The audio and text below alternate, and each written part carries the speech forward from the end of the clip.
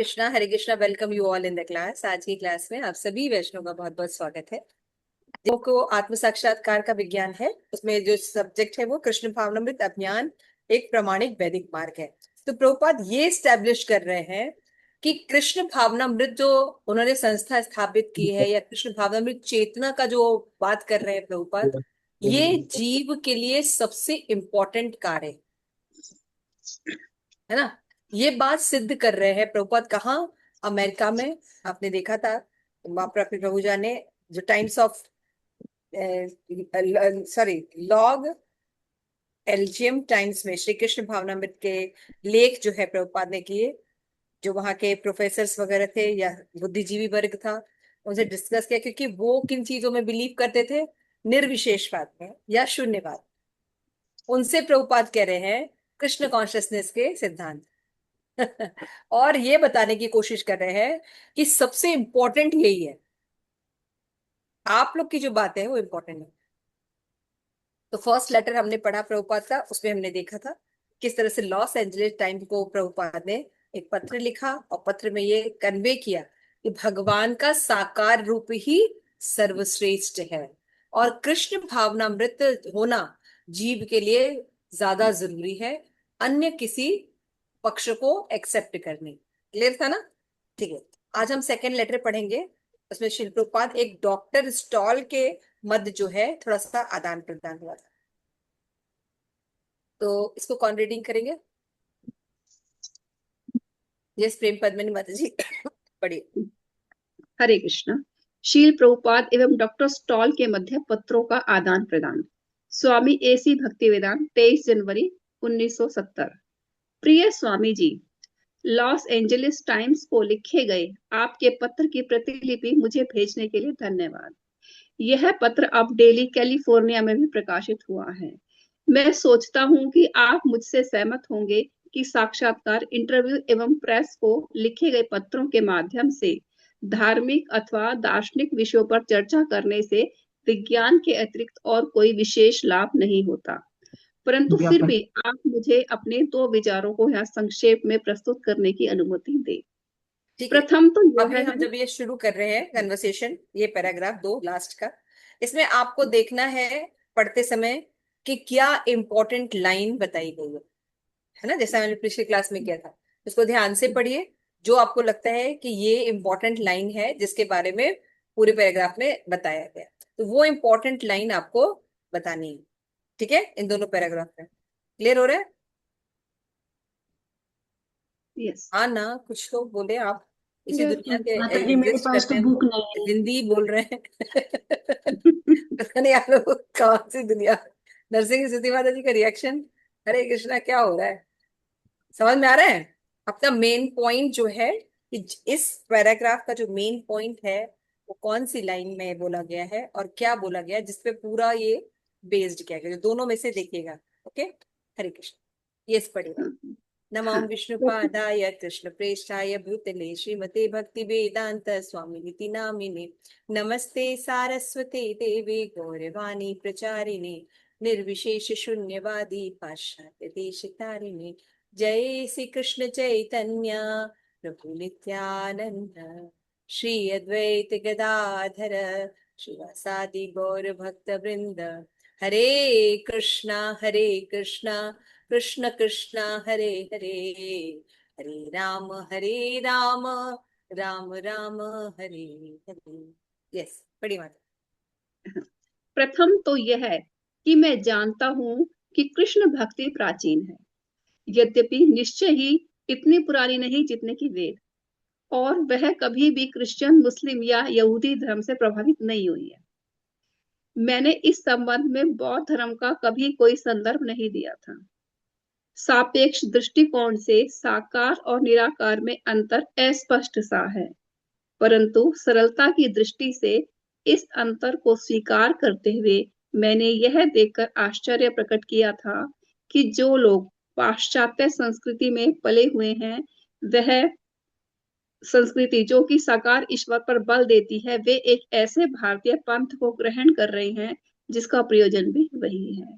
जब पाश्चात्य एकश्वरवाद से असंतुष्ट लोग एक ऐसे भारतीय दर्शन को ग्रहण कर लें जो परम सत्य के निराकार पक्ष पर बल देता हो तो मुझे अधिक आश्चर्य नहीं होगा। द्वितीय विचार यह है कि कृष्ण नाम के कीर्तन पर मैंने उद्गीनता, विरक्ति को कभी भी न तो व्यक्त किया और न ही उसका अनुभव किया। मैं इस पर उत्तेजित भी नहीं हुआ करता जैसा कि कुछ लोग हो जाते हैं, वरन मैं इसे पसंद करता हूँ। परंतु यह एक निर्विशेषवाद तथ्य है कि भगवत गीता वेदों की तो बात ही दूर है, निर्बाध तो तथ्य है, नॉट निर्विशेष। हाँ, निर्विवाद तथ्य, यस, परंतु यह एक निर्विवाद तथ्य है कि भगवत गीता वेदों की तो बात ही दूर, वे के इस प्रकार निरंतर कीर्तन पाठ की आवश्यकता नहीं होती है। गीता में पूर्ण रूप से भिन्न भिन्न विषय वस्तुएं हैं, जिनमें से कुछ को मैं भारतीय दर्शनों के अपने पाठ्यक्रम में सविस्तार स्थान देता हूँ।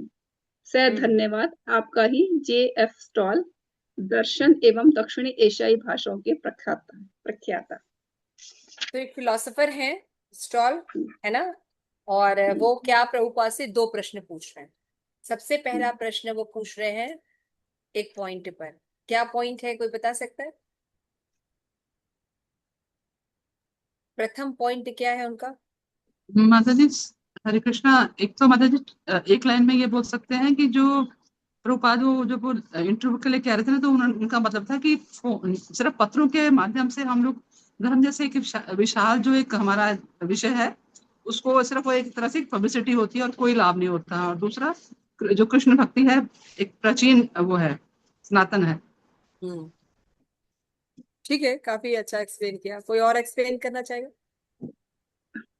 इसमें कृष्ण ये पहले से ही है, अभी नहीं है। हाँ माता जी, नंदी मुखी माता जी। कृष्ण पहले से हैं, अभी नहीं है, जो एक शब्द है, मेरे पास हाँ, बुक नहीं है माता ये जी। पॉइंट मेरे, शाश्वत है भगवान, कृष्ण पहले हम्म। से है, आप कह रहे हैं।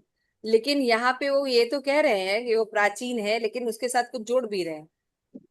हाँ, इसमें मतलब वो संशय सही है। बात भी, इसमें मतलब जो मुझे समझ में आ रहा है कि एक तरफ तो वो सही बात करे और साथ साथ उसमें अपना मनोधर्म भी ऐड करते जा रहे हैं हर चीज में। Yes, yes. कि जैसे जैसे मनोधर्म एक, क्या है?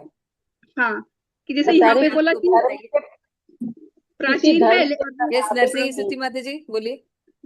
वो किसी भी धर्म से प्रभावित नहीं है। और सब उसका प्रयोजन क्या है, वो बता रहे हैं वहां पे कृष्ण भावनामृत प्रभुपाद का। को बोल रहे हैं कि आप जो मिशन से प्रचार कर रहे हैं, वो भ्रमित करने वाली मिशन। आप इस मूवमेंट को स्टैब्लिश करके क्या स्थापित करना चाह रहे हैं, ये क्लियर नहीं। प्रयोजन, है ना, किस किस उद्देश्य से आप ये ऐसा कर रहे हैं? क्योंकि आप थोड़ा सा समझने की कोशिश कीजिए। प्रभुपाद किससे बात कर रहे हैं? विदेश में। विदेश में लोगों का कॉन्सेप्ट क्या है भगवान के बारे में? भगवान या तो निराकर निराकार है, या या तो शून्य, भगवान जो है शून्यवाद है, शून्य। भगवान होता ही नहीं है ना। ऐसे लोगों से प्रभुपाद क्या बोल रहे हैं? टॉप मोस्ट नॉलेज बता रहे हैं, वही कृष्ण कॉन्शियसनेस कि भगवान केवल भगवान ही नहीं है, निराकार ही नहीं है, भगवान साकार भी है और सर्वश्रेष्ठ है। वो उनको ये बता रहे हैं, जो कि बिल्कुल शून्यवाद को मान रहे हैं। समझ रहे आ रहे कॉन्सेप्ट, समझ में आ रहे हैं? तो हाँ। जो शून्यवाद व्यक्ति है, उन्होंने भाई प्रभुपाद की बातें सुनी, और वो अमेरिका में एक दर्श फिलोसफर हैं। वो ये पूछने की कोशिश करे, भाई आपका मिशन ये नाचने गाने से, प्रसाद खा लेने से, ये हरे कृष्णा, हाँ हरे कृष्णा महामंत्र तो ठीक है, लेकिन मतलब कॉन्सेप्ट क्लियर नहीं हो रहा है। ये सब क्योंकि लोगों को पता ही नहीं कि भगवान के लिए नाचा जा सकता है, गाया जा सकता है, भगवान खा सकते हैं, भोग लगाया जाता है। आप समझ रहे हैं? तो ये मैटर उनको समझ में नहीं आ रहा कि ये नाचने गाने भोग लगा देने से मतलब क्या क्या हो जाएगा। समझ रहे हैं? अब देखिए मैं आपको पढ़ती हूँ। वो फिलोसफर जो है वो क्या बोल रहे हैं। सबसे पहले तो वो बोलते हैं कि लॉस एंजलिस टाइम में लिखे गए पत्र प्रतिलिपि मुझे देखने के लिए धन्यवाद, है ना, मुझे भेजने के लिए धन्यवाद। प्रभुपाद ने उनको एक लेटर भेजा था, प्रतिलिपि, तो लॉस एंजलिस में जो उन्होंने किया था टाइम्स में। तो उन्होंने कैलिफोर्निया में प्रकाशित हुआ था। लेकिन वो कहते हैं कि आपने जो भी पीछे बताया कि भगवान साकार है ना, अभी बताया ना पिछले लेटर में प्रभुपाद ने बताया ना, भगवान साकार है, सर्व आकर्षक है ना। और भगवान जो है तीन फॉर्म में जाने जाते हैं, ब्रह्म, परमात्मा और भगवान। ये फर्स्ट लेटर में प्रभुपाद ने एक्सप्लेन किया था। यस। तो ये कॉन्सेप्ट तो उनको समझ में नहीं है, मतलब ये क्या बोल रहे हैं प्रभुपाद भगवान के बारे में। इसलिए वो कंफ्यूज्ड हैं और क्या बोल रहे हैं कि आपका जो पत्र है धार्मिक तथा दार्शनिक विषयों पर चर्चा करने के विज्ञापन के अतिरिक्त और कोई विशेष लाभ नहीं होता। मैं सोचता हूं कि आप मुझे सहमत होंगे कि ये जो आप इंटरव्यू और प्रेस में लिखे पत्रों के माध्यम से धार्मिक और दार्शनिक विषयों पर चर्चा करने से या उनका विज्ञापन करने के अतिरिक्त कोई विशेष लाभ नहीं होगा। परंतु फिर भी आप मुझे अपने दो विचार को यहाँ संक्षेप में प्रस्तुत कीजिए। आपने इतना बताया कि कैलिफोर्निया में आपने ये बात सिद्धांत स्टैब्लिश की, भगवान साकार हैं, भगवान निराकार हैं, भगवान सर्वनियंता है, भगवान ब्रह्म और परमात्मा के रूप में जाने जाते हैं और भगवान पक्ष जो है वो सुप्रीम है। आप ये बातें तो बता रहे हैं, लेकिन मुझे नहीं लगता कि धर्म का आप जो प्रचार करते हैं, कॉन्फ्रेंस करते हैं, है ना, लोगों को लेटर लिखते हैं, उनका जवाब देते हैं, इंटरव्यूज देते हैं, इससे कोई विशेष लाभ होने वाला है। क्योंकि कॉन्सेप्ट क्या, अगर कोई भक्ति करता तो ये सब नहीं करेगा, कॉन्फ्रेंस नहीं करेगा, है ना, किसी को लेटर नहीं लिखेगा। हाँ भक्ति करने का मतलब एकांत में सन्यासी की तरह चुपचाप बैठे, समझ रहे हैं। एक कॉन्सेप्ट जो है उसको समझने की कोशिश कीजिए। तो वो क्या कह रहे हैं कि कि इंटरव्यू वगैरह जो प्रेस में आप देते हैं, उसमें जो दर्शन आप बताते हैं, अलग अलग फिलॉसफी, उससे चर्चा करने से क्या होगा, हम्म, क्या क्या एस्टेब्लिश कर लेंगे आप। परंतु फिर भी मैं दो बातें आपसे स्पष्ट करना चाहता हूं। पहली बात क्या है, ये अंडरलाइन करिए, कि कृष्ण भक्ति प्राचीन है, आप जैसा कहते हैं, सबसे अलग है, वो भी समझ में आता है।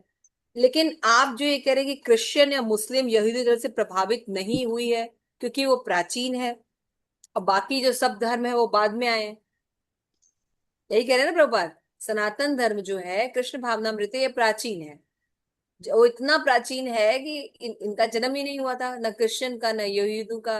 तो इनके इनसे इन्फ्लुएंस्ड होने की कोई मतलब नहीं बनता सनातन धर्म का। तो सापेक्ष दृष्टिकोण से साकार और निराकार में अंतर अस्पष्ट सा रहता है।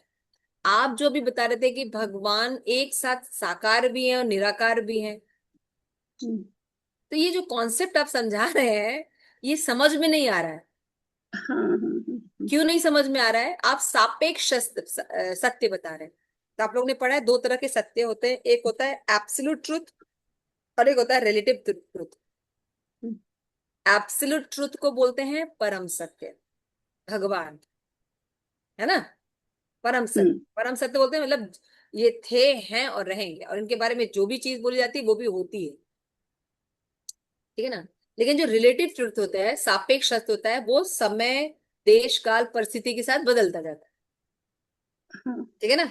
जैसे हम पहले हम्म, छोटे थे, फिर उसके बाद यंग हुए, यंग होने के बाद प्रौढ़ हुए, प्रौढ़ होने के बाद अब बूढ़े हो रहे हैं, फिर मर जाएंगे, समझ रहे? तो ये सत्य है कि हम हैं, एज ए सोल हम हैं, लेकिन हम सापेक्ष, बॉडली सत्य क्या है, सापेक्ष सत्य, चेंज होता हाँ, रहेगा। आत्मा निरपेक्ष सत्य है और शरीर सापेक्ष हाँ, सत्य है। तो सापेक्ष सच सत्य जो है, जबकि सत्य परिवर्तित नहीं होता, लेकिन सापेक्ष सत्य क्या होता है, परिवर्तित होता है। क्लियर हो रही है बात? शॉर्ट में थोड़ा सा हाँ समझने की कोशिश कर रहे हैं। तो सापेक्ष दृष्टिकोण से साकार और निराकार का जो आप अंतर बताते हैं वो थोड़ा समझ में नहीं आता है। एक साथ कोई व्यक्ति साकार और निराकार कैसे हो सकता है? वो ये नहीं समझ रहे हैं कि भगवान महान है। अदिति वादे जी समझ में आ रहा है? थोड़ा सा फिलोसफी में अच्छा लगेगा, थोड़ा डिस्कशन करते हैं, जितना इजी करने की कोशिश कर रहे हैं कि उसको ये बात नहीं समझ आ रही एक व्यक्ति, ये चाहे भगवान भी हो, वो साकार और निराकार एक साथ कैसे हो सकता एक्चुअली वो अचिंत्य भेद अभेद को नहीं जानते ना, वो है। इसलिए हाँ, नहीं समझते हैं। सची माई समझ में आ रही है बात? माता जी यही मतलब हुआ ना कि जो ब्रह्म अगर मानते हैं एक ही है तो भगवान की जो हाँ, पृथ्वी कांति है वो मतलब ब्रह्म है। आप, या तो कोई व्यक्ति निराकारवादी होता है, या कोई परमात्मावादी होता है, या कोई भगवान होता है। आप कह रहे हैं ये एक ही भगवान के तीन पहलू हाँ हैं। हाँ। जो ब्रह्म है उसकी जो भगवान की पृथ्वी ब्रह्म कांति है, वही ब्रह्म हम जो बोलते हैं, हम बोलते हैं ये भगवान के ही तीन पहलू हैं। ज्ञान के आधार पर जैसे जैसा व्यक्ति का डेवलपमेंट होता है, कम डेवलपमेंट होता है तो ब्रह्म के रूप में भगवान को जानता है, थोड़ा डेवलपमेंट होता है तो परमात्मा यानी भौतिक सृष्टि के बारे में जानता है, और अगर अच्छा डेवलपमेंट होता है तो भगवान के बारे में कॉन्सेप्ट जानता है। लेकिन क्योंकि उनको ये फिलोसफी समझ में नहीं आ रही है, तो उनको ये लगता है भाई एक व्यक्ति साकार और निराकार क्यों? क्योंकि वो सापेक्ष सत्य की बात कर रहे हैं। तो भौतिक जगत में, भौतिक शरीर में एक व्यक्ति साकार और निराकार नहीं हो सकता एक साथ। बिल्कुल या तो कोई नहीं व्यक्ति हो सकता। निराकार होगा, कोई भी ये चीज साकार निराकार होगी, या कोई चीज साकार होगी। यही अनुभव है हमारा ना। बिल्कुल। बिल्कुल। क्यों? हेतु की सेवा क्लियर हो रहा है? नहीं माता जी, निराकारवादी और साकारवादी तो समझ में आ रहा है, ये परमात्मावादी क्या है? अरे परमात्मावादी मतलब ये कॉन्सेप्ट होना कि हाँ भगवान है, लेकिन भगवान परमात्मा रूप में इस पृथ्वी का संचालन करते हैं, ये कॉन्सेप्ट होना भगवान के बारे में। समझ में आ रहा है? लेकिन वो कृष्ण है ये नहीं पता। समझ रहे हैं? बात समझ रही हैं आप? परमात्मा हाँ सबके हृदय में भगवान है, इसलिए हम सब एक हैं। समझ रहे हैं? ये सब कॉन्सेप्ट होता है भगवान के बारे में। अभी आप नहीं है तो क्या बताएं हम आपको, आप छोड़ दीजिए, बस समझ जाइए।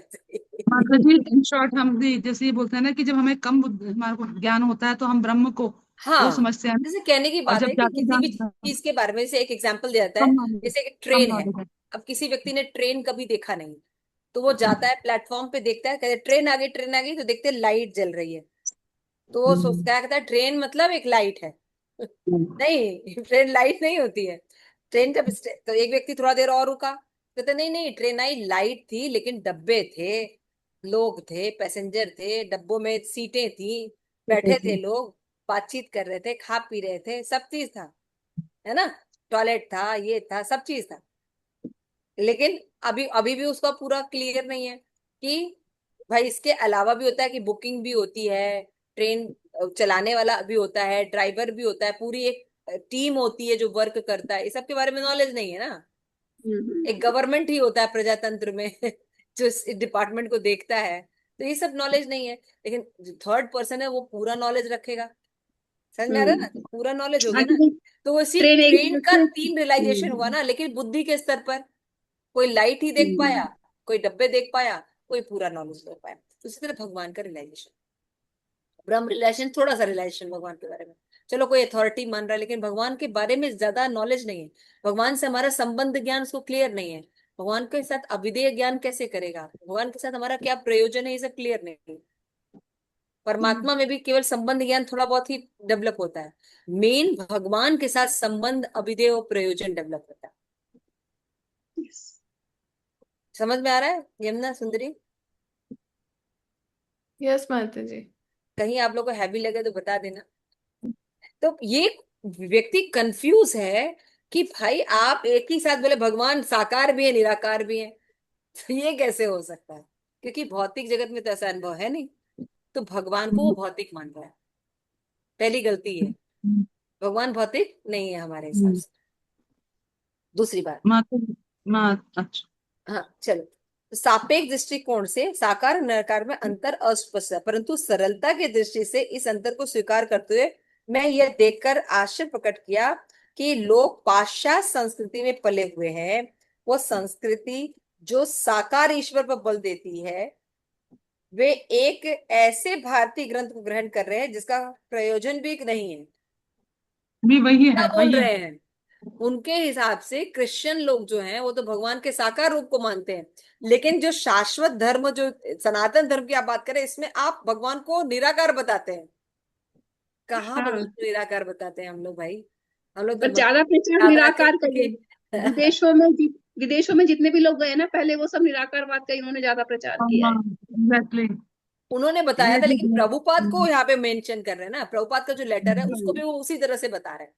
ये समझ नहीं पा रहे ना वो, हाँ, वो वो इसीलिए समझ समझ नहीं नहीं पाए पा रहे, कि आप, वो समझ जबकि नहीं पा हम, रहे। आप इतने लोगों को जोड़ रहे हैं, क्योंकि प्रभुपाद के मूवमेंट से बहुत लोग जुड़े रहते हैं, थोड़े बहुत नहीं, हजारों लाखों की संख्या में प्रभुपाद से विदेशी भक्त जुड़ रहे थे, जबकि वो सनातन धर्म के बारे में कुछ नहीं जानते थे। आप समझ रहे हैं?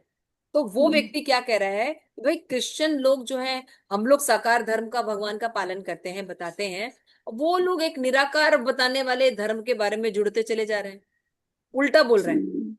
उल्टा बोल जबकि रहा है, खुद सही बात है। क्रिश्चियन में वो भगवान के बारे में कोई कॉन्सेप्ट नहीं कुछ नहीं जानते वो।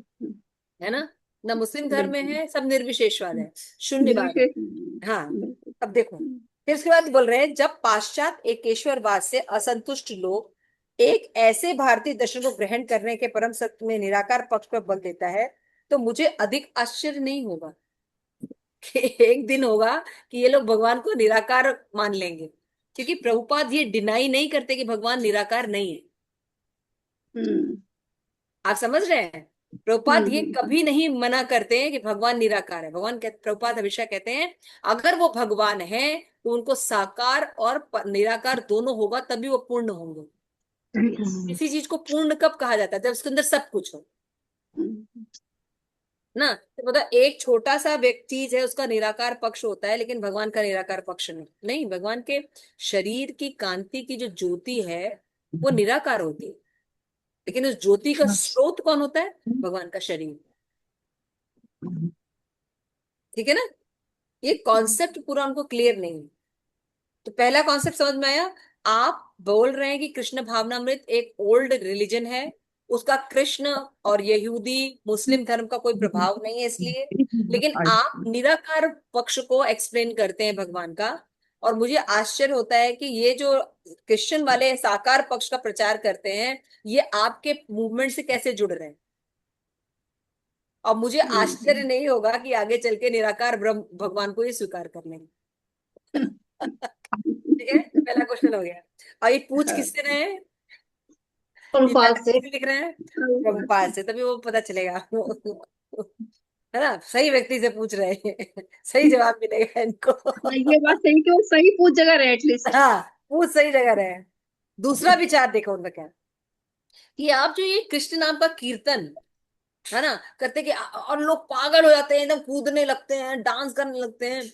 भाई मैं भी कीर्तन करता हूँ हरे कृष्ण, मुझे तो कोई एक्साइटमेंट फील नहीं होती हम्म मुझे नहीं मन करता कि मैं नाचूं मुझे नहीं लगता कि मुझे ऐसे कोई एक्साइटमेंट होना चाहिए, है ना। हाँ, मैं इसे पसंद करता हूँ, अच्छा तो लगता है। ऐसा तो लगता है मुझे। अच्छा लगता है। लेकिन आप जो जैसे हरि नाम पर आप लोग एकदम उत्तेजित हो जाते हैं, लड़के लड़कियां खूब डांस करते हैं, पागल हो जाते हैं, ऐसा मुझे तो नहीं लगता। परंतु ये निर्वात तथ्य है कि भगवत गीता में इस तरह निरंतर कीर्तन पाठ की कोई आवश्यकता नहीं है, ऐसा नहीं बताया। कहाँ लिखा है? अरे पढ़ो लिखो, शास्त्र पढ़ो, हैं, और तुम नाच रहे हो। कहाँ भगवत गीता में कहाँ लिखा है कीर्तन करने के लिए? सही बात। कहीं लिखा है भगवत गीता में बार नहीं कीर्तन करो ऐसे लिखा। नाचो? कहीं नहीं लिखा है ये बात। जगह जगह लिखा हुआ है। नहीं नहीं नहीं नहीं पढ़ लिखा रहे है, हैं। चुप हो जा, सुनो पहले ना। फिर बोल रहे हैं इस प्रकार निरंतर पाठ की आवश्यकता नहीं होती। आप जो जगह जगह जाके कहीं भी शुरू हो जाते हैं, लोग कीर्तन शुरू कर देते हैं, बताइए कहाँ भगवत गीता में बताया गया कीर्तन करिए? फिर आगे बोल रहे हैं गीता में पूर्ण रूप से भिन्न भिन्न विषय वस्तु के बारे में बताया गया है, एक विषय वस्तु के बारे में नहीं बताया गया है कृष्ण के बारे में। अलग अलग सब्जेक्ट मैटर है, कर्म है, ये है वो है, पता नहीं और कौन कौन से विषय है, शिव जी है, साईं बाबा है, सब बताया गया होगा गीता में। हाँ, तो कह रहे किंतु कुछ को तो मैं भारतीय दर्शन के पाठ्यक्रम में सविस्तार स्थान देता है। ठीक है, हमने पढ़ा है कुछ कुछ दर्शन, भारतीय दर्शन पढ़ा है, तो उसमें है। अब आपके यहाँ देखे कई देवी देवता है, लेकिन हम लोग एकेश्वरवाद में, ऊपर पढ़ा था ना आपने, हाँ, हम एक केवल हम्म किसको मानते हैं? गॉड। एक ईश्वर। हम एक ईश्वर को मानते हैं, आप बहु ईश्वर को मानते हैं। आपके शिव जी भी है, पार्वती जी भी प्रकट हो जाती हैं, गणेश जी भी आ जाते हैं, फिर पता नहीं कृष्ण आ जाते हैं। हर दिन आप लोगों का बढ़ता ही रहता है, कितने 36 करोड़ से 47 करोड़ हो जाते हैं, है ना। ये दो बातें आप हमको क्लियर कीजिए। क्लियर हो गया? अब देखिए प्रभुपाद आंसर देंगे। जेफ स्टॉल प्रख्यात दर्शन में दक्षिणी एशियाई भाषाएं, कैलिफोर्निया विश्वविद्यालय बर्कले कैलिफोर्निया। प्रिय प्रोफेसर स्टॉल 30 जनवरी प्रभुपाद दे रहे हैं 1970, और ये 23 जनवरी को लेटर मिला है प्रभुपाद को, और 30 तारीख को वो रिप्लाई दे रहे हैं। देखिए, मैं आपके 23 जनवरी 1970 के कृपा पात्र के अनेक धन्यवाद देता हूँ, अनेकानेक धन्यवाद दूंगा। जो आपने लेटर लिखा, पढ़ा और मुझे लेटर लिखा, उसके लिए मैं आपको धन्यवाद देता हूँ। तो ये देखिए किसी से बात कैसे की जाती है, शुरू से ही चढ़ाई नहीं कर दी जाती है। हम लोग को कोई सही बात। बुरा नहीं, हम लोग चढ़ जाते हैं उस पर। प्रभुपाद क्या कर रहे हैं? पहले अप्रिशिएट कर रहे हैं, उनको अप्रिशिएट कर रहे हैं। फिर बोल रहे हैं, मैं अपने पत्र के अंतिम परिच्छेद में आपने वर्णन किया कि आप हरे कृष्ण महाप्रभु मंदिर उत्तेजित नहीं होते। प्रभुपाद शुरुआत कहाँ से कर रहे हैं भाई, आपने ये मेंशन किया। प्रभुपाद फिलोसफी पे नहीं जा रहे, एक सिंपल सी बात बोल रहे हैं। प्रभुपाद की ये खूबी है, आप प्रभुपाद की भगवत गीता पढ़ो, प्रभुपाद को कितने श्लोकाज आते हैं, कितने डीप मीनिंग आते हैं, लेकिन प्रभुपाद का जो आमुख है, जो लिखिए, देखिए कितने सिंपल बात से निकलता है। संस्करण बहुत से उपलब्ध थे, लेकिन एक ऑथराइज संस्करण नहीं था। सिंपल वे आप देखें, जैसे कि एक फ्रेंड को, आप बीमार है तो फ्रेंड से औषधि पूछ के नहीं ले लेंगे, डॉक्टर के पास जाना हो। उसी तरह भगवत गीता पढ़ने के लिए आपको ऑथराइज्ड सोर्स के पास, देखिए कितने सिंपल बोला प्रभुपाद। उनके लेटर में से प्रभुपाद, अगर हम लोग होते तो सबसे पहले पहली फिलोसफी काटते, निराकार शून्यवाद। प्रभुपाद ने ऐसा किया? प्रभुपाद ने ऐसा नहीं किया। प्रभुपाद सिंपल बात बता रहे हैं कि आप ऐसा कह रहे हैं कि कीर्तन करने से आप उत्तेजित नहीं होते, जबकि कुछ लोग उत्तेजित आते हैं, वरन आप उसे पसंद करते हैं। इससे मुझे अत्यंत संतोष प्राप्त हुआ।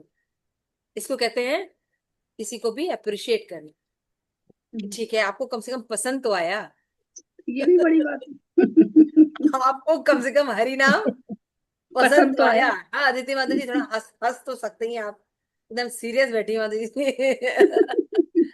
कम से कम आपको देख के एंजॉय करना चाहिए प्रभुपाद की चीजों को ना, कि चलिए अच्छा है भाई, कम से कम आपको यानी किसी से अगर बात करनी है तो उसमें उसका कोई एक पॉजिटिव पॉइंट है हमारे लिए, उसको पकड़ के अप्रिशिएट करना, क्योंकि अभी उसको हम धोने वाले हैं। क्योंकि अभी हम उसको धोएंगे अच्छे से, तो उसको पहले अप्रिशिएट किया जाता है। ये कला है, ये वाक् चातुर्य होता है, इसको कहा जाता है। कृष्णा ऐसे ही थे, कृष्णा ऐसे ही थे। अरे मैया, मैं कहाँ शादी करना चाह रहे हो, तुम देखो कितना काम करती हो, है ना, मेरी बहू आएगी तेरे पैर दबाएगी, तेरे खाने बनाएगी। मैं थोड़ी शादी करना चाहती हूँ, तेरे लिए शादी करना चाहता हूँ। ठीक है ना। तो देखिए, वरन आप उसे पसंद करते, मुझे संतोष प्राप्त हुआ, और मैं आपको अपनी भगवत दर्शन यानी बैक टू गॉड हेड के अंक 28 की एक प्रति भेज रहा हूँ। प्रभुपाद ने कई बार निर्विशेषवाद, शून्यवाद, भगवान के कॉन्सेप्ट को अपने back to godhead magazine में लिखा हुआ है। प्रभुपाद ने उसी को भेजा। इसमें आप देखेंगे कि विद्यार्थियों ने ओहियो स्टेट विश्वविद्यालय के एक कार्यक्रम में इस हरे कृष्ण महामंत्र के कीर्तन को इतना पसंद किया था कि यद्यपि वे सभी विद्यार्थी कीर्तन के ग्रंथ में नए थे, पंथ में नए थे, बिल्कुल नए लोग थे, और जब उन्होंने हरे कृष्ण महामंत्र सुना, वो इतने एक्साइटेड हुए कि उन्होंने पूरा कीर्तन में बहुत सुंदर से पार्टिसिपेट किया। वास्तव में ये नाम संकीर्तन हृदय को अत्यधिक सुख देता है, ये फिलॉसफी बता रहे थे, और जन साधारण के हृदय में आध्यात्मिक भावना, श्री कृष्ण भावनामृत को जागृत करने में सर्वोत्तम साधन। ये क्या बता दिया प्रभुपाद ने, फिलॉसफी बता।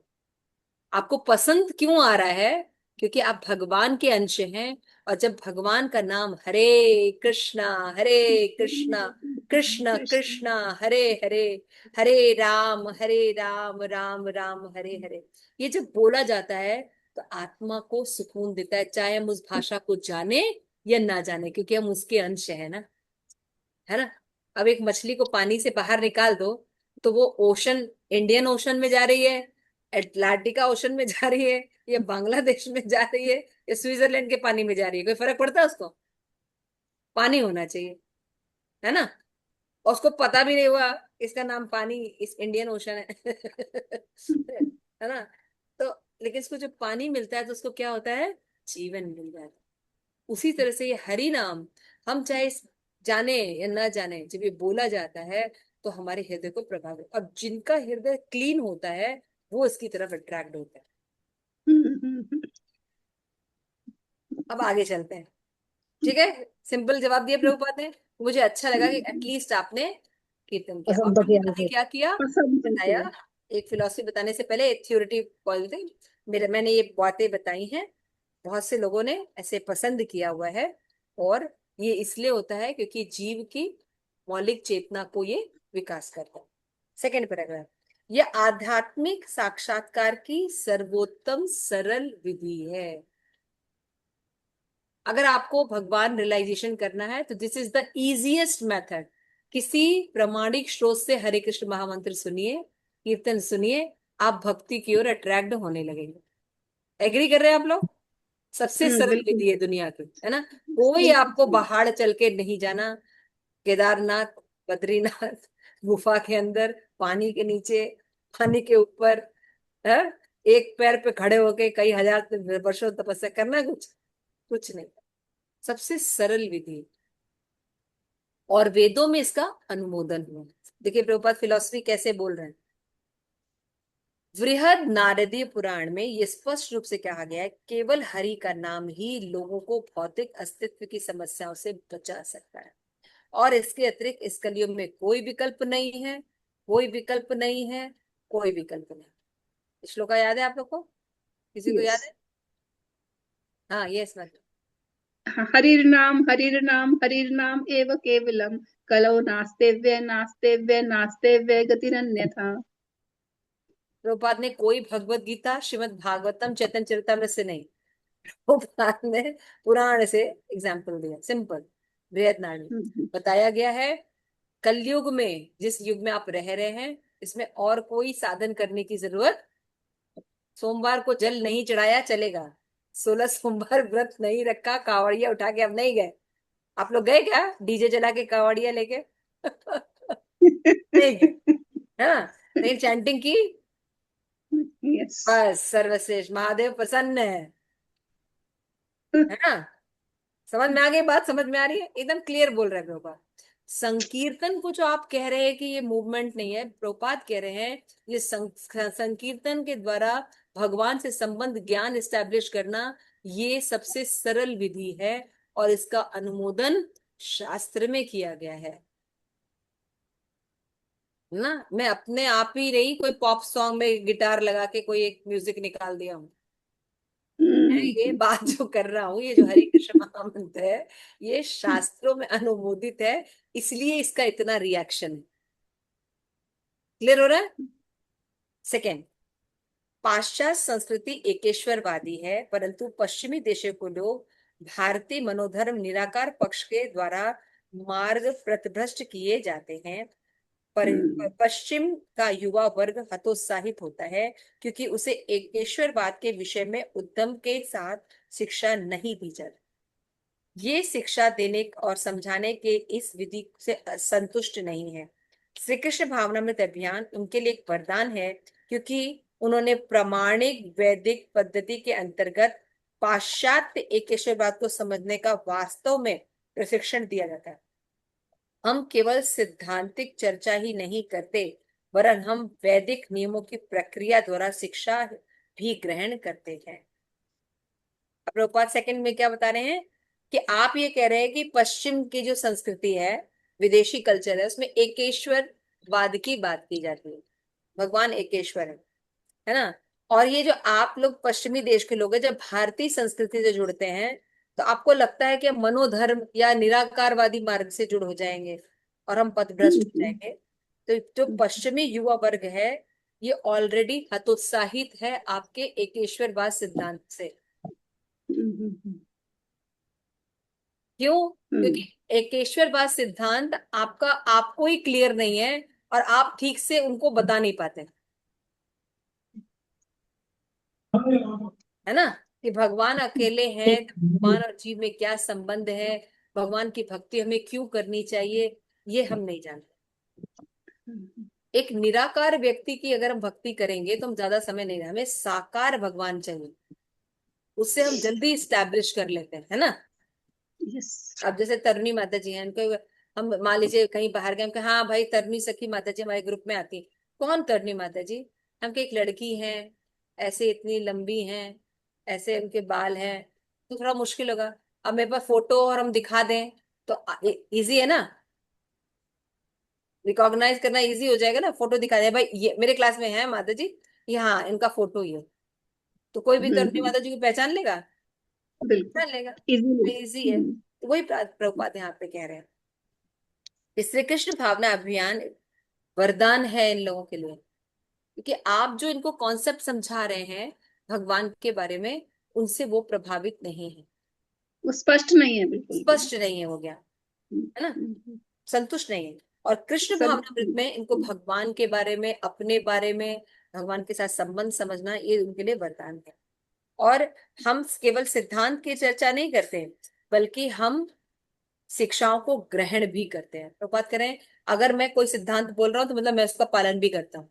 मैं मांसाहार नहीं करता, मैं शराब नहीं पीता, मैं हरि नाम चैंटिंग करता हूँ, मैं 10 अपराध से बचता हूँ। मतलब whatever I am saying, it's based on shastra and I am doing it.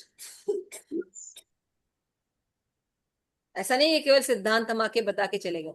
लेकिन आपके कल्चर में अभी क्या हो गया है, लोग केवल बोलते हैं लेकिन अथॉरिटीज पालन नहीं नहीं। करती, है ना, अथॉरिटी पालन नहीं करती, जिसके कारण उनका जो आपके ऊपर विश्वास है वो टूट गया है ना।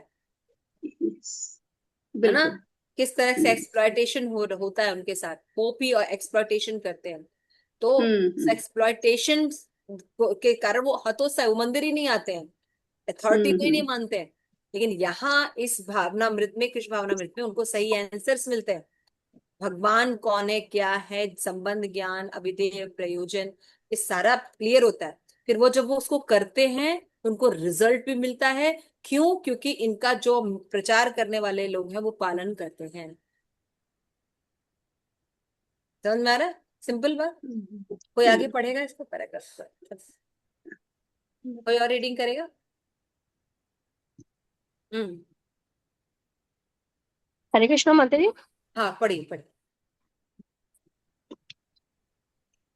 परंतु परंतु मुझे यह देखकर आश्चर्य हुआ कि पत्र के अंतिम परिच्छेद में आपने यह कहा, यह तो एक निर्विवाद तथ्य है कि भगवत गीता वेदों की बात दूर रही के निरंतर कीर्तन करने की आवश्यकता नहीं है। मैं सोचता हूँ कि आपने भगवत गीता 9.414 के निम्नलिखित श्लोक के अतिरिक्त और भी अनेक समानार्थी श्लोकों को छोड़ दिया है। सततं कीर्तयन्तो मां यथन्तश्च दृढव्रता नमस्यन्तश्च मां निभक्त्या नित्ययुक्ता उपासते। मोह से मुक्त एवं अपने भगवत साक्षात्कार में सिद्ध महात्माओं के कार्यकलाप यहाँ वर्णन किए गए हैं। सततम कीर्तयन्तो मां, वे सदा ही सततम मेरे यश का कीर्तयन्तः करते रहे हैं तथा नित्य युक्त उपासते, सदैव मेरी श्री कृष्ण की उपासना करते रहते हैं। ठीक है, पहला पॉइंट प्रभुपाद ने काटा कि आपने ये मेंशन किया था कि भगवत गीता में तो निर्विवाद रूप से है कि कहीं कीर्तन के बारे में लिखा ही नहीं है, और आप दिन भर सबको कीर्तन कराते रहते हैं, है ना। प्रभुपाद कह रहे हैं शायद आपने कुछ छोड़ दिया है। 9.14 सततम कीर्तन महात्मा का ये लक्षण है, भगवान ने बताया है। सततम कीर्तयन्तो मां मत यतन्तश्च दृढव्रता, है ना। नमस्तस्यं मां भक्त्या नित्य युक्ता उपासना, नित्य उपासना कर। शायद ये वाला श्लोक या इससे और भी कई रिलेटिव श्लोक है, वो शायद आपसे मिस हो गया है, पढ़ लीजिएगा आगे। आगे पढ़ी बात। तो मैं यह नहीं जानता कि आप इसे निर्विवाद कैसे कह सकते हैं, और यदि आप इस विषय पर वेदों से संदर्भ चाहें तो मैं अनेकानेक संदर्भ दे सकता हूँ। वेदों में प्रधान अप्राकृत शब्द ओंकार भी कृष्ण है। प्रणव ओंकार वेदों का दिव्य सार तत्व है।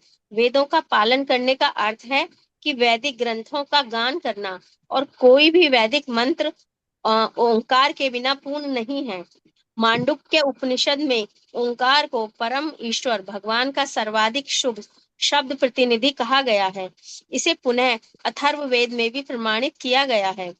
ओंकार परम ईश्वर भगवान का शब्द ध्वनि प्रतिनिधि है और इसलिए वेदों का प्रधान शब्द है। इस संबंध में परम ईश्वर भगवान श्री कृष्ण कहते हैं, प्रणव सर्व वेदेषु, समस्त वैदिक मंत्रों में मैं ओम अक्षर हूँ। गीता 7.8। हाँ, तो देखिए यहाँ पे प्रभुपाद ने एक्सप्लेन किया और दूसरी बात बताई। प्रभुपाद कह रहे आप कह रहे हैं कि नहीं ऐसा नहीं है, प्रभुपाद कह रहे एक ही एग्जाम्पल नहीं है, और भी बहुत साहित्य में बताया गया कि भगवान का कीर्तन जो है करने से भक्ति प्राप्त होती है, ये लिखा हुआ है। लेकिन आप नहीं मानते, आप यहाँ भी नहीं जानते कि ओमकार जो है ये भी कृष्ण के लिए रिकमेंड किया गया है, शिव जी के लिए नहीं है ये। जनरली लोग समझते हैं ओम मतलब शिव जी के लिए, नहीं, ओम का मतलब कृष्ण के लिए होता है। और भगवत गीता में भी ये बात कही गई है ना, भगवान खुद बोलते हैं। हाँ, और भगवत गीता के 7.8 श्लोका को प्रभुपाद ने और कोट किया है। यानी दूसरे बात का क्या खंडन किया प्रभुपाद ने, कि आप अगर ये कह रहे हैं कि शास्त्र में ये अनुमोदित नहीं कि कीर्तन नहीं होता, Krishna is the supreme personality of God head नहीं है, तो ये आप गलत है। आप ये श्लोका पढ़ लीजिए, इसमें लिखा हुआ है। ठीक है, क्लियर हो ना, आगे चलो। इतना ही नहीं, भगवत गीता में 15वें अध्याय के श्लोक 15 में श्री कृष्ण कहते हैं, मैं प्रत्येक के हृदय में स्थित हूँ, सभी वेदों के द्वारा मुझे ही जानना है, मैं वेदांत का रचयिता हूँ और वेदों को यथार्थ जानने वाला मैं ही हूँ। श्री भगवान सभी के हृदय में स्थित हैं। इसे मुंडक और श्वेताश्वतर उपनिषद दोनों में ही वर्णन किया गया है। द्वा सुपर्णा सायुजा सखाया, भगवान और व्यक्तिगत जीवात्मा दोनों शरीर में इस प्रकार बैठे हैं जिस प्रकार दो मित्र पक्षी वृक्ष के ऊपर बैठे रहते हैं। एक पक्षी वृक्ष के फल अर्थात सांसारिक क्रियाओं के कर्म फल को भोग रहा है और दूसरा पक्षी अर्थात परमात्मा साक्षी दे रहा है, केवल अवलोकन कर रहा है। और आप ये सोचते हैं कि वेद किसी ने रच दिया, तो फॉर ए इन्फॉर्मेशन 15.15 श्लोक वेदों की रचना भगवान कहते हैं मैंने स्वयं की, और उसका लक्ष्य है मुझे जान। क्लियर है। फिर प्रभुपाद कह रहे हैं कि ऐसा नहीं केवल भगवत गीता में कहा गया है, उपनिषद देखो जो दर्शन में होते हैं ना वो उपनिषद को बहुत महत्व देते हैं। जैसे प्रभुपाद दो उपनिषद को मेंशन कर रहे हैं और साथ में श्लोक का बता रहे हैं, है ना, कि आत्मा परमात्मा दो पक्षी, ये पढ़ा ही है आपने, है ना, दो पक्षी होते हैं एक ही पेड़ पर बैठे हैं, लेकिन दोनों में अंतर है, जीव और भगवान में अंतर है। एक एक पक्षी भोग करता है फल का और दूसरा उसको देखता है, साक्षी साक्षी है, तो दोनों में अंतर है। नेक्स्ट। अतएव वैदांतिक अध्ययन का लक्ष्य परम ईश्वर भगवान श्री कृष्ण को समझना है। भगवत गीता के 8वें अध्याय के श्लोक 13 में इस विषय पर बल दिया गया है, जहां कहा गया है कि योग विधि के द्वारा अंततः पावन अक्षर ओम का उच्चारण करते हुए मनुष्य श्री भगवान के परम धाम को प्राप्त करता है। वेदांत सूत्रों में, जिसका आप निश्चय ही अध्ययन कर चुके हैं, 4थे अध्याय अधिकरण 4 सूत्र 22 में निश्चय रूप से कहा गया है, अनावृति ही शब्दात, शब्द ध्वनि के द्वारा मनुष्य मुक्त हो जाता है। भक्ति के द्वारा, भगवान के यथार्थ ज्ञान के द्वारा मनुष्य भगवान के धाम को जा सकता है और वह इस संसार में कभी वापस नहीं लौटता। यह कैसे संभव है? उत्तर है भगवान के निरंतर कीर्तन के द्वारा। देखिए, क्या प्रभुपाद काट रहे हैं, आप जो कीर्तन को इतने हल्के में ले रहे हैं, ऐसा नहीं है। भगवत गीता के ये चैप्टर में, जैसे कि प्रभुपाद ने बताया 8वें अध्याय के 13वां, है ना, और फिर ये भी बताया प्रभुपाद ने अनावृत शब्दात, वेदांत सूत्र में कहा गया है। ये जो शब्द होते हैं ना, भगवान के जो शब्द होते हैं हरे कृष्णा, ये साधारण शब्द नहीं होते, ये ब्रह्म शब्द होते हैं। इनका किसी भी विधि से जब उच्चारण किया जाता है तो ये अनावृत करते हैं। किसको अनावृत करते हैं? हमारे हृदय में जो भौतिक भोग की कामना होती है, जिसे हम भगवान को नहीं समझ पाते हैं, इन शब्दों को सुनने से उसका शमन होता है, जिससे हम भगवान को जान सकते, समझ में आ रहा है, जिससे हम भगवान को समझ सकते।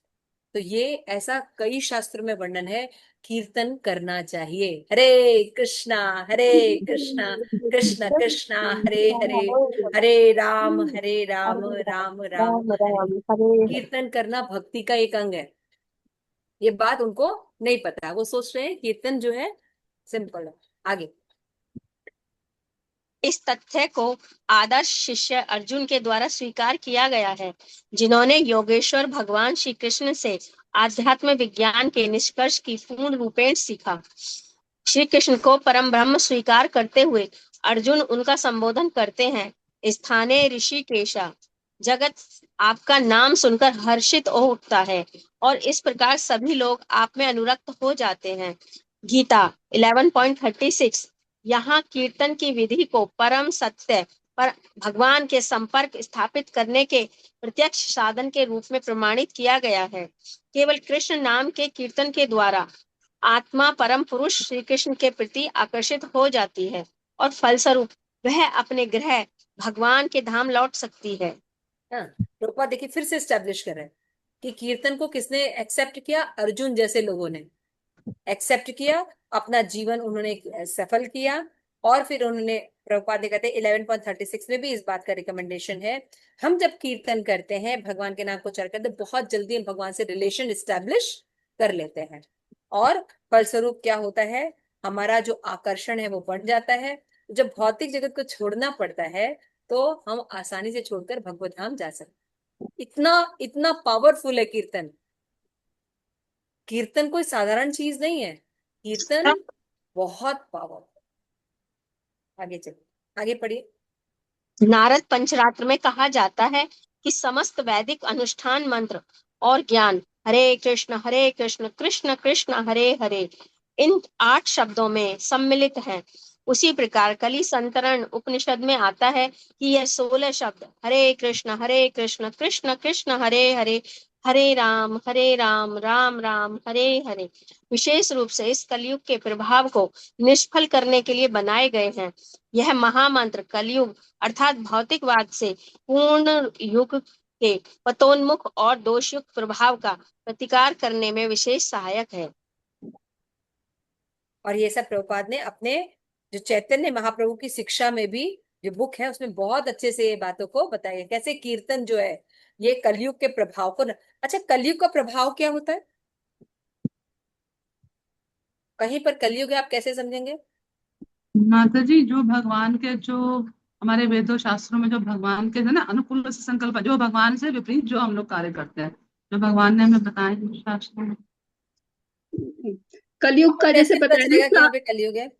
चार स्थानों पे कलयुग का स्थान है। जैसे जहां पर नशापान होता है, जहां पर नॉन वेज ईटिंग होता है, जहां पर जो है अवैध स्त्री पुरुष संग होता है, और जहां पर जुआ खेला जाता है। तो वेरी ये गुड, चार के लिए कलयुग हरे के कृष्णा स्थान मंत्र है बोलेंगे।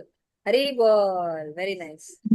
आपको पता कैसे बेसिकली। चलेगा कलयुग कहाँ पे है? जिसके घरों में शराब पिया जाता है, जिसके घरों में मीट खाया जाता है, जिसके घरों में एलिसिस सेक्स होता है, और जिसके घरों में जुआ खेला जाता है, और अवैध सोना। अवैध धन, अवैध सोना, अवैध धन, अवैध सोना, ये सोना, ये अगर 5 काला धन। चीजें किसी के घर में है तो वहां पे कलयुग का साक्षात वास है।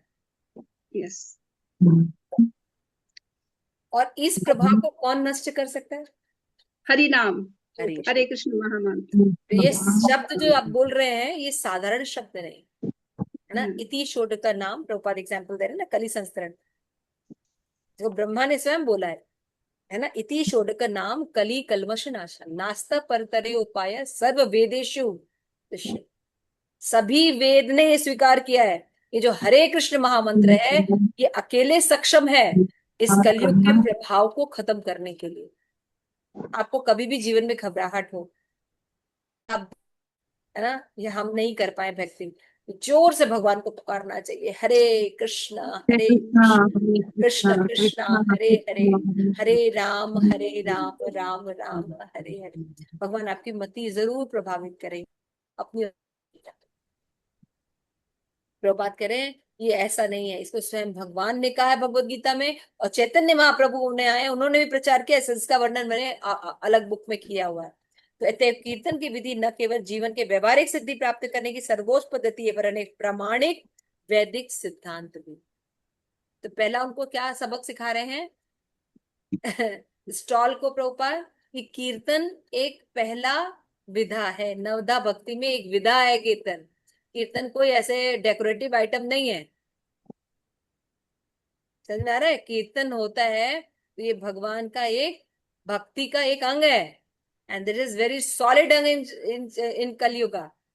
प्रमाणिक है पूरी तरह शास्त्रों के प्रामाणिक है, द्वारा। परंतु प्रामाणिक वैदिक सिद्धांत भी है। महानतम वैदिक विद्वान एवं भक्त चैतन्य महाप्रभु इस सिद्धांत का उद्घाटन किया है। भगवान चैतन्य को हम लोग श्री कृष्ण का अवतार स्वीकार करते हैं। हम अपने प्रामाणिक चरण चिन्हों को केवल अनुसरण कर रहे हैं। वो ऑथराइज सोर्स है चैतन्य महाप्रभु, उन्होंने जो बोला है उनके चरण चिन्हों पर हम चलते हैं। फिर प्रभुपाद करे श्री कृष्ण भावना में तब, क्योंकि उसने बोला था कि अभिमान, ये जो आपका जो मूवमेंट है इसका लक्ष्य क्लियर नहीं है ना। ये निर्विशेषवाद की ओर लेके जा रहा है। प्रभुपाद बोल रहे हैं श्री कृष्ण भावनामृत अभियान का कार्य क्षेत्र विश्वव्यापी है, ये केवल इंडिया की प्रोडक्ट नहीं है। जहां भी जीव है उसके लिए कृष्ण भावनामृत। देखिए जब हम पढ़ेंगे, जब हम भगवत गीता पढ़ेंगे, भागवतम पढ़ेंगे, तब हमको याद रहता है।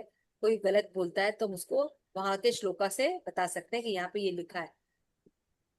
इसलिए ये सब श्लोका जानना जरूरी है। प्रभुपाद तुरंत बता रहे हैं ना, सततम कीर्तयन्तो माम, 7.13 श्लोक तुरंत बता रहे हैं। नारद उपनिषद, ब्रह्मांड पुराण, कली संस्करण पुराण, प्रभुपाद बता रहे हैं।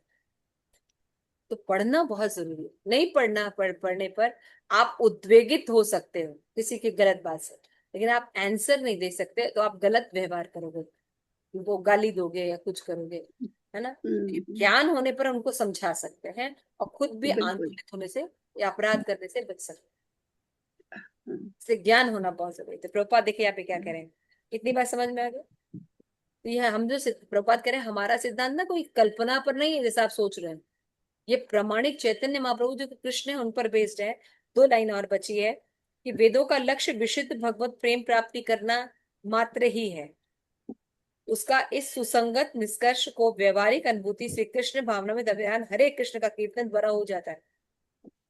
तो इस प्रकार, क्योंकि आध्यात्मिक साक्षात्कार लक्ष्य केवल एक ही है और वो है भगवान का प्रेम, अतः अप्राकृतिक विषय को समझने में वेद एक व्यापक इकाई का कार्य करता है।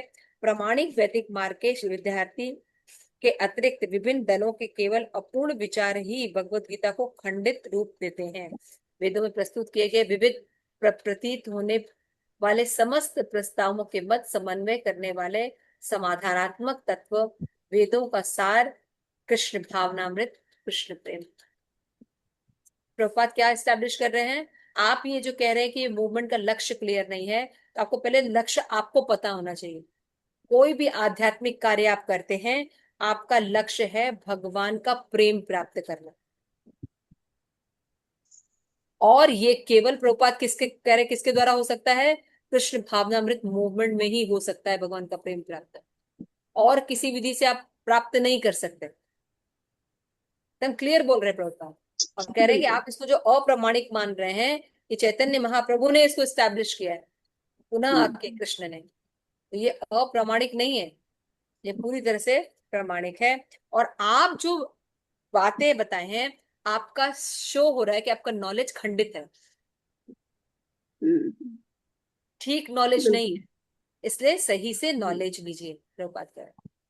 क्यों? क्योंकि जो जो भी भक्ति करते हैं उसका लक्ष्य ही होता है, कोई भी व्यक्ति, कोई भी जीव जहां भी भक्ति कर रहा है, उसका लक्ष्य है भगवान का प्रेम प्राप्त करना। और वो केवल कृष्ण भावनामृत के द्वारा ही हो सकता है, प्रभुपाद। प्राप्त हो आपका पुनः धन्यवाद देता हूँ। क्या लिखा प्रभु, आपका ही, प्रभुपाद क्या लिख रहे हैं, योर्स, आपका ही yours। आपका ही हूं मैं। इसलिए आपको सलाह दे रहा हूँ। अबे जन्नाविन भक्ति वेदांत स्वामी। अच्छा था जवाब बहुत सुंदर। ना। ये क्वेश्चन आंसर अद्भुत। आप लोग पढ़िए। कभी आपसे कोई पूछता है कि भगवान का कहाँ लिखा है जप करना चाहिए, कीर्तन करना चाहिए, तो ये सब श्लोकाज है। बताया गया कि कीर्तन करने से ही सब कुछ हो जाएगा, अन्य किसी चीजों की आवश्यकता नहीं, है ना। कावड़िया लेके जाए, नहीं जा पाए, तब भी अगर हम कीर्तन करते हैं तो हम कृष्ण प्रेम प्राप्त कर लेंगे। क्लियर हो रहा है? Thank you so much. Shri Prabhupada की जय। आपसे भी गौर भक्त की जय। निताई गौर सर्बानंद हरि।